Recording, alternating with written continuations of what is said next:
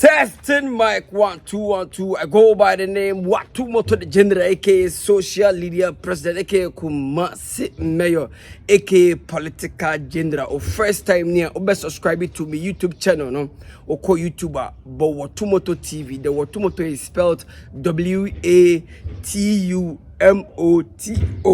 Watumoto. And the TV is spelled the normal TV. What I say, subscribe it because Danny now it is each and every day updates, correct videos, mind-blowing videos. What I say, subscribe it. Na mama, channel to say uhumia me dwumadie no aboafo akukudam and na dwumadie no ekɔ so 247.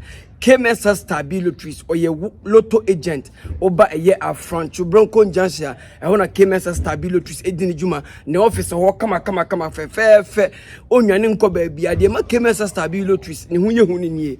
Unsa oba kumasi na ope a great lotto operators or maloto ya kono, lotto mpenifo maloto ya kono, which is Big Adams, Hot and Mr. Frank. Sakuku de mona maloto ya kono kumasi. Sakuku da minina eso KwawKese stabia sane. KwawKese stabi ni masters ne sa great men inti uni say KwawKese no ntimi ndin lotto bia mani ndwane. Any amount of money obedinu KwawKese stabi is there to sort you out, to pay. What do I say? Dina on twanu ye KwawKese stabi lottery na katia wa front to Bronco Junction. Kona ni nkoye adwuma oye lotto seller twaba koma KwawKese stabi lottery. Channel to say kusi casual so dini dwuma de nyina wo eye fashion mu say o material na pese kusi casual pam uni material so a okọ bantama masalachi dan ho a obema material obepam correct African wear, correct kaftan, correct suit and you kusi casual kache channel to say your oba na pese kusi casual so pam bibi mo okwa and wife ho obepam made ama kama pa enye kusi casual obantama masalachi dan ho a enye fashion bia emo bia matare basa bia show channel to say prestige court bia ya eji ahome say kusi casual mo atare kama mo share feel good na KwawKese stabilities amount too sure when you too sure bia ko twano KwawKese stabi ho adiem na twia oka also okoda hotel a wasumbejo and you prestige court wo Kokobin new side junction koda prestige court environment ni serene enye mosque ne benya no enye church ne benya no one na obeda no wasore kama pa and you prestige court sasuna Rogers Beauty Palace ahofefie Rogers Beauty Palace aya ahofefie o your banner per se makeups washing acrylic na nya Rogers Beauty Palace ato atwene sa akukudami na so masamdi deni nyamde Watumoto 101 bro o say video reactions atija jumadi ni di ankasa ne di atija. Then you dive into it any video reaction. Yeah, quite first video a demonstration no na manfo bi kire say demonstration the rate na omo komo TV so no enya sa no muhu ye no demonstration quite video ni message enko message.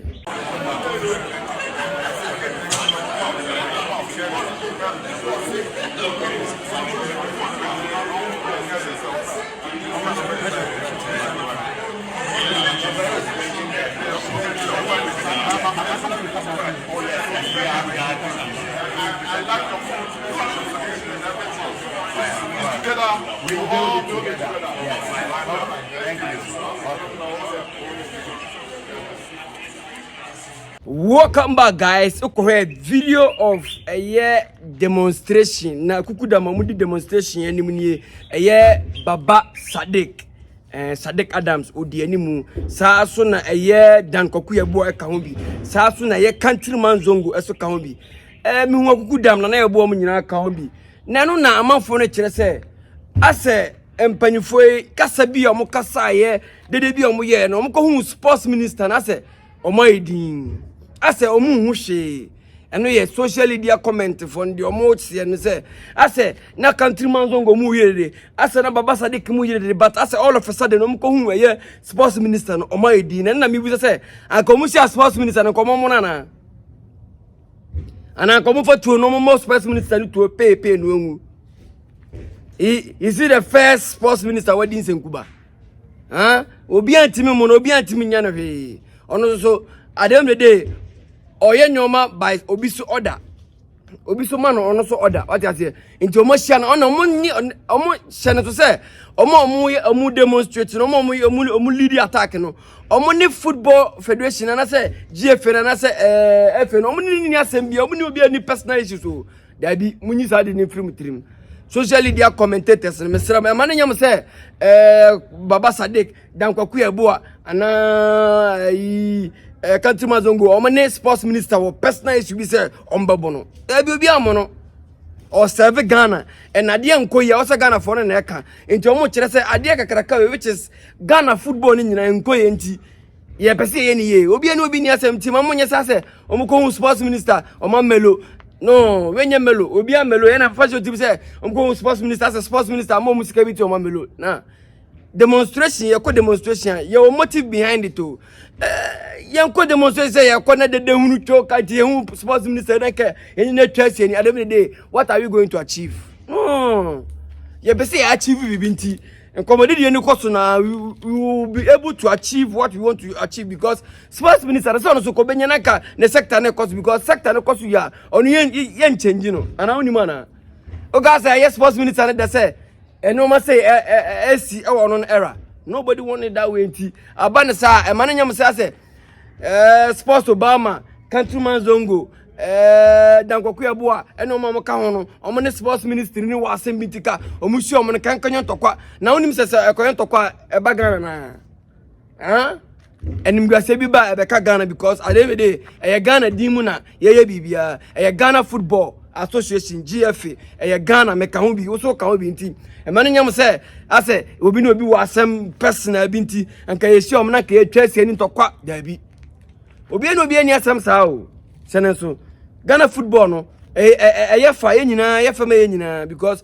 at the end of the day say dey wo hwe Barcelona say dey wo hwe Genk say dey wo hwe Real Madrid say dey wo hwe other teams no Bilbao no say na so hwe Kotoko say na so hwe House of Folk say na so hwe o Mediama o hwe o Anointed FC what you say Liberty Afija Liberty say na so nya time so hwe local teams no and a local league no ini padro say na hwe TV and ati ni padro say na kopa ko local league no matches koso obi kura nim say na kura yebo match obi kura nim say nura yebo match and kotoko obo match you get it ye man nya akono nti say ye toka ye de we na ye pese football no ya akono obi eno obi ni personal issue monte no ma say you have to understand certain things a man nya say ye to say ye no obi wa asem he na wo ga say sports minister me from say amen kwana me tell you na sports minister from automobiography me ho ha cheta America me de be kofio no asema na oka no debere obi enu obi ani asemo de be gina ye bia na se hu se me react on video bia e man ya say me ni pa no personal issue no e ya asem na aba na asem na bia na ye ka nti me sramo Baba Sadik one sports minister ni asem na akodi hu akohia na wana na hey sports minister wa jimi on kwasia bon da bi country mazongo ntimi nkoyesa de ye ne de eye course eye adwuma omo no muti ase se eye adwuma na country mazongo obetena adom mefa say adom TV ona sa time no from sun time to time eye dama no eye adwuma enti wo obefa obi ade eye work ti ase sa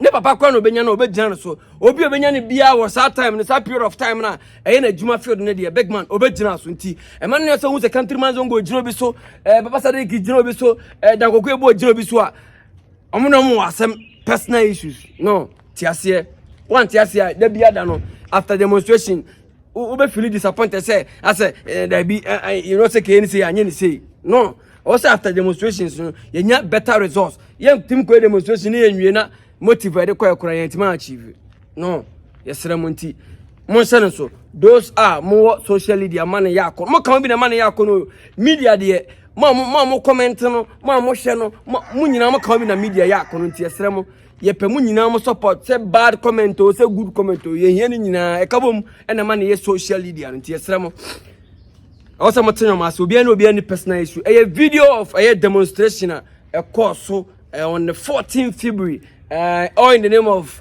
Ghana football and attack no LED by Baba Sadik which is sports Obama Oyejimo Angel FM alongside a countryman zongo no so Oyejimo Adom sa na dankoku ebo no so Oyejimo UTV sa setini omo na Adom bi and a lady attack and a man a year demonstration called peaceful.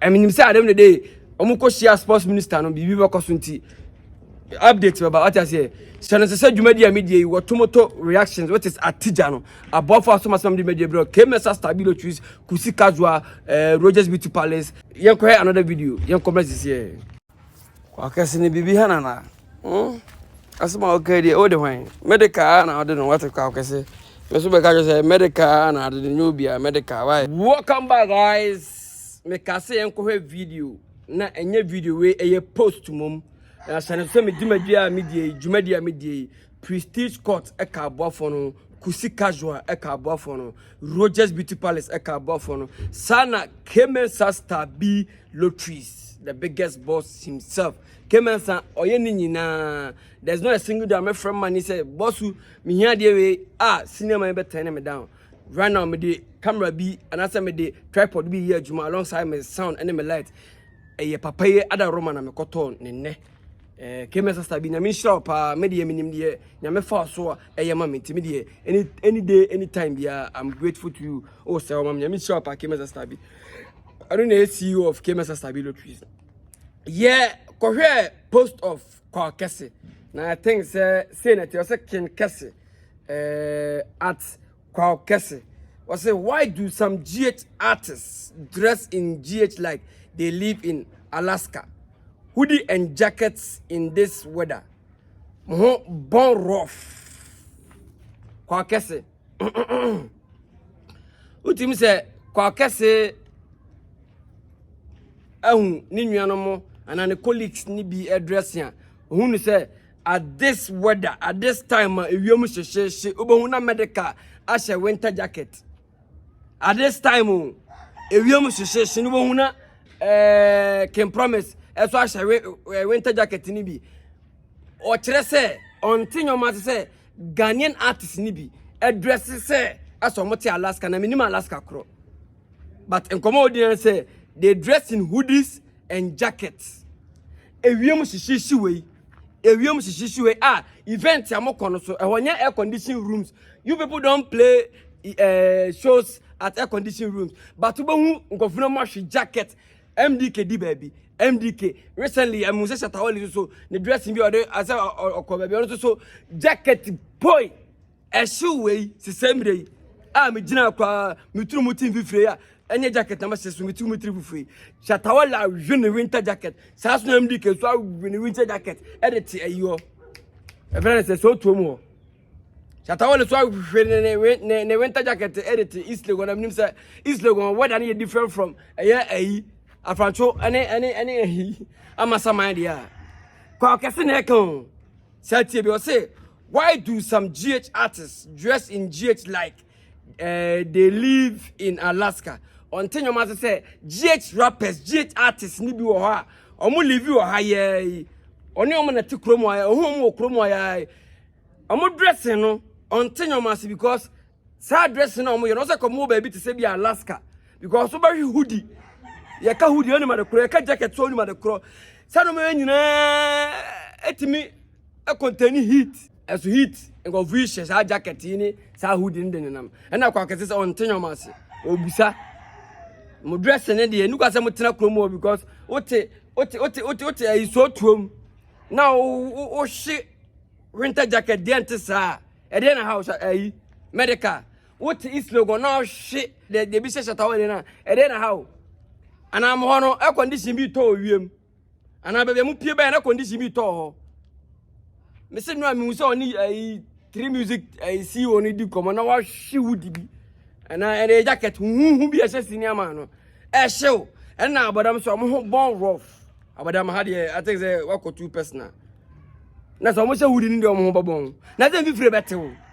no wa se winter jacket we se semre dia a fi free betewo omo trom nyina betin fifiri ti KwawKese say ohwemu a amafo hwe winter jacket ne de tim say omo trom nyina bon ntimi we winter jacket at this time na nka say ube feel okay because we mo hye jacket na hye mo de ano odene can promise di baabie medical di baabie Shatawale di baabie okode de mi hu so hwe jacket ni bi dia black so hwe jacket black de deɛ hu kwa nti o mo hwe jacket na o pɛ do jacket ne pa de MDK na hwe jacket ne ni sa hoodie no me de ate se mahu so hwe bi pa nti se kwaw se medical na se no ho bo ne de a kwaw jade wo ye no because medical ne ate se mahu se hwe hoodie and jacket pa 247 se wie mo so se wie mo nya se medical se no ani mahu so pa na so esua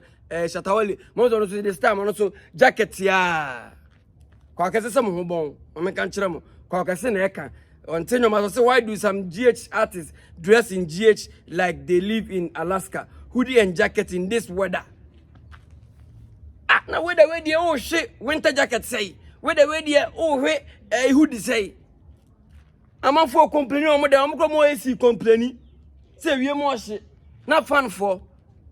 Hey, minim baby, minim so come about we are see you living here. Medical nko for maka mini so o bo e wiase bi o mu live because Jack anodin e bia be se bia mi yere de yenkwa video of medical wa hwe sa jacket ni bi de yenkwa brasisi KwawKese asema o kan de medical pa na ade no afi no mahu de na ade no wate nti kwa ja se o ka se medical ho bon no ka won timi ka se che medical cause medical na hwe hoodie and this jacket chrome de medical ko no bia MDK so MDK na afi jacket no ono fashion MDK de ni jacket de enso to awiebo onyi o hwe jacket ama won say MDK no eno ye video of KwawKese we no ye video of MDK hwe hoodie and a jacket but na ye post from KwawKese o ka say why do some GH artists dress in GH like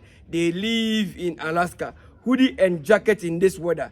Omo bon rough and we KwawKese. She no say ready abi the Kusi Casual, Rogers Beauty Palace, KMS Stabilo Trees, Prestige Court ada Romana mede jumedi bro. Yan ko another video yan come this here. Who are you girls deceiving? See your picture on social media and see your real self. Now that the guy in question has seen the kind of person you are, do you think he's going to continue with you? Your picture on social media is different from your real self. Don't deceive anybody. See your face. Nobody is saying you're not beautiful, but you are deceiving yourself, madam. Welcome back, guys. Okay, video of one lady beer. I think it's one a guy now. Now, send a caption is I say, dude was speechless. I can feel his pain from here.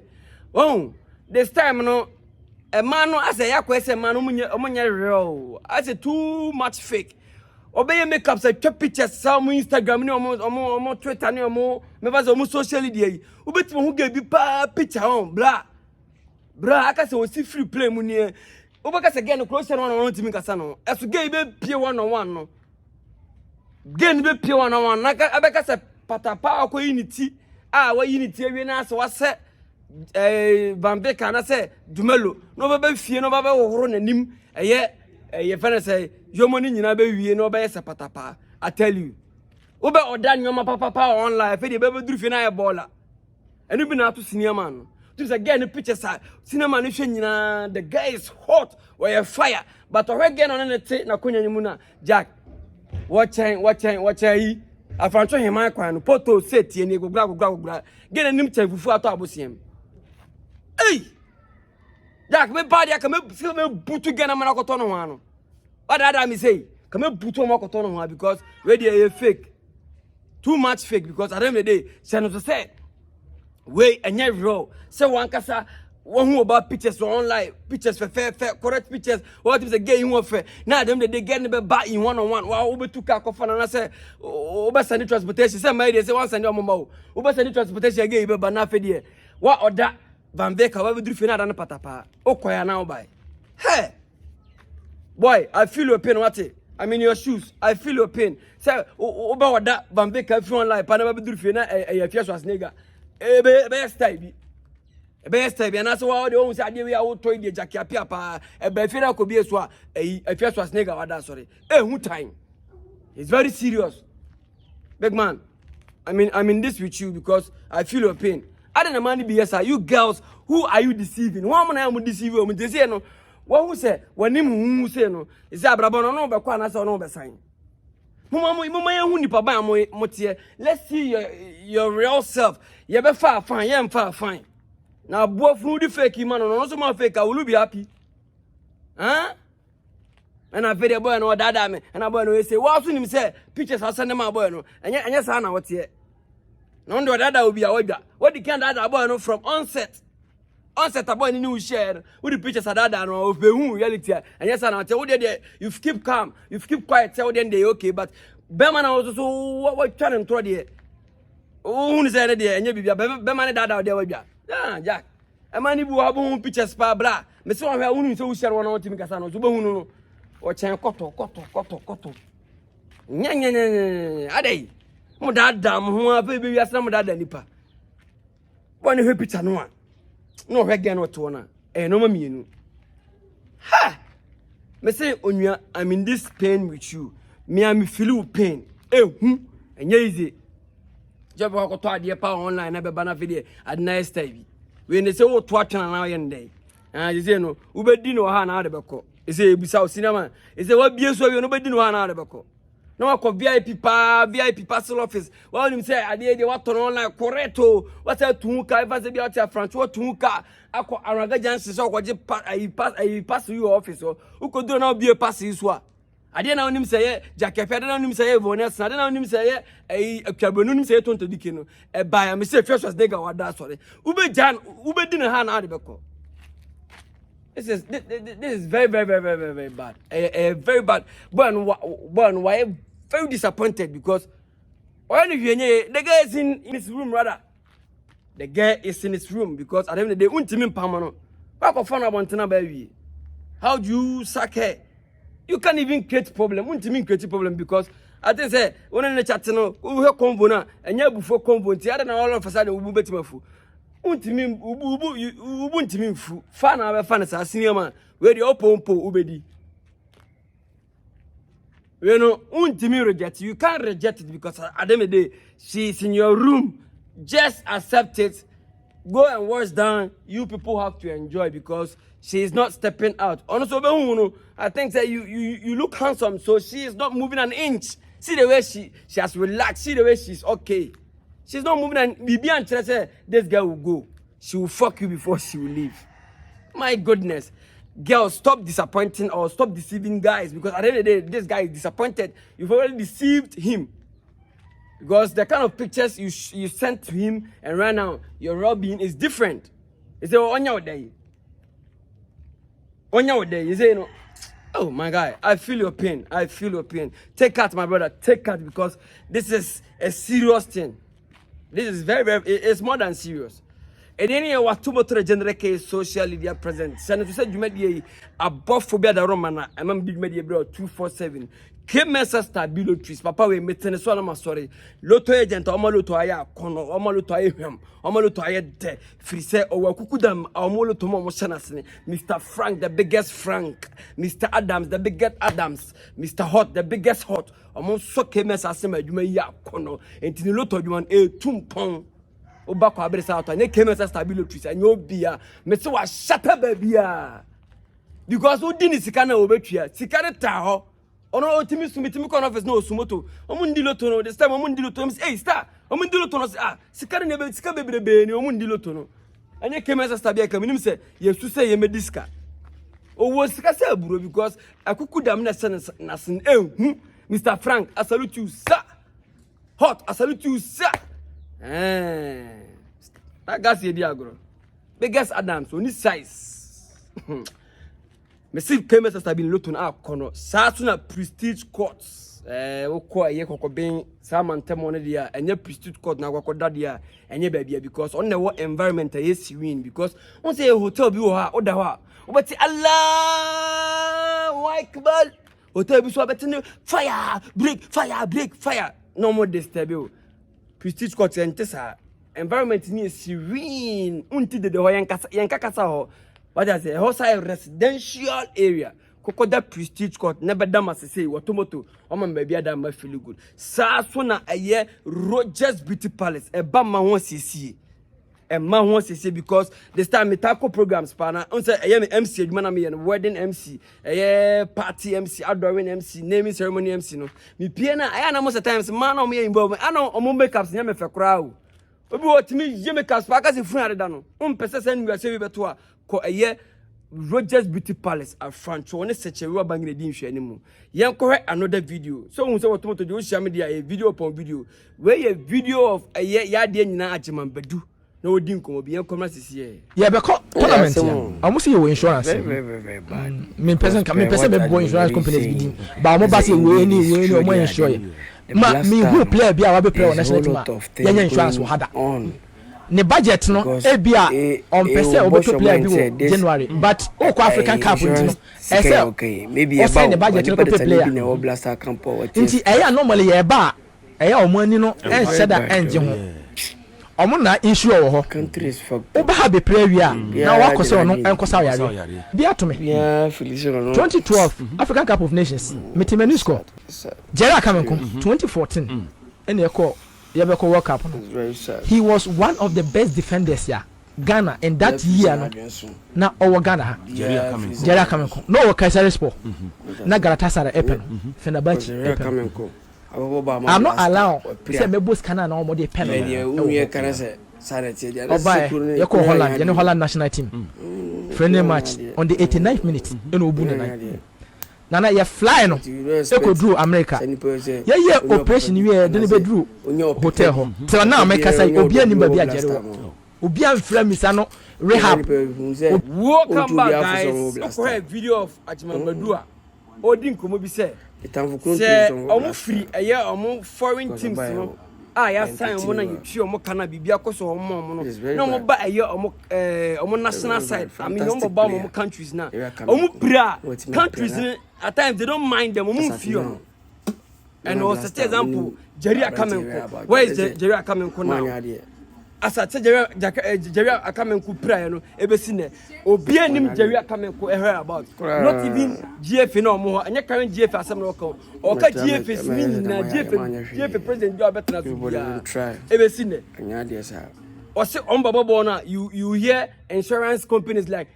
this that but at the end of the day omo babo na wie na omo get themselves injured no insurance company will come out say ye be insure bibia ma blaster nti wa pra no ye be taking charge wo se Jerry Akamenko wa pra wo sa de command team na ya sign no abronin wo firi wa babo wa hana wa mobo na ma team no wo be fita wo be firi ho ena beba wo be firi ho because we African player wo time was so ko bo country o ko bo qualifies near that day nti wo be ja wa ba obetia ka on etua ka obibia no sa be pra ha no sa da kokoma omo nti most of time we na club owners no mo be ja omo players no ba especially African ones no because be pra o country ni be yi wani ono Ajimambadu no kura bi ato no Ghana football no ebi na baba Sadek mo ani abra no mo ko yi no Ghana football no enya ba akofo dia we will talk say Ghana football na say we will talk adem de ya na be kasa because Ghana football na say ma nyina what you say because sanoma nyina cost from enti ema ball no kura nya boys ni bi akono boy bi obobo na mfa no kura nche because me be pra Ghana mfimi I say me club side na be fimi ene me bobo na me pra o me akobo me club side na me pra o me hwe me ma feel good no ede na ekosi na uwi abe pese boys no ko bobo no mo qualify boys no ko bobo no mo je cap mla no eno ma we nyina ma boys no kura nso mu nkran yentini ye pa o ye fan ko sha asumese fan ko sha bentin ye nyina ye mo GF no because so tie de Ajimambadu Canada na say it's been since anye nasem cause ono Ajimambadu kura prebi na say Jerry Akamenko so be prebi long ade e wo ho nye ne yesre mo mun protect your boys no omo free omo clubs ba you guys need to protect them because omo jai be serve the country. Now over the country now be plan now country be you any there. Now by now koye. Now must the problem say come on na omo aba omo kana enyo no bo man. Does it make sense? When the year we be there. Yes remo Ghana Blaster is for us all. Eye me nyina. Ese me nyina yes remo. It's high time say ye nyina dey na be see form as a country. Na ye be focus on Ghana Blaster na ye ni. because me say no ma nyina ma boys any nye because me bobo na me mpira na me nwina me mfa me amisi kan san hwe me ho uti bi wo hene ye no na say na amene ha abra wakɔ ne club side no pira ye be gina no so ahwe no je come nko ye fly na fe Germany nyina okobi because of so be pira on the country yi nani onua say adwuma bedu so no ade ne say sine bubesi ne nobody knows Jawi coming ko where about obi aso mfa ni musa say Jawi wona na te say ana say te say edini ye wato motor general KwawKese social media president o first time nya subscribe to my YouTube channel, leave your comment and share. I'm out.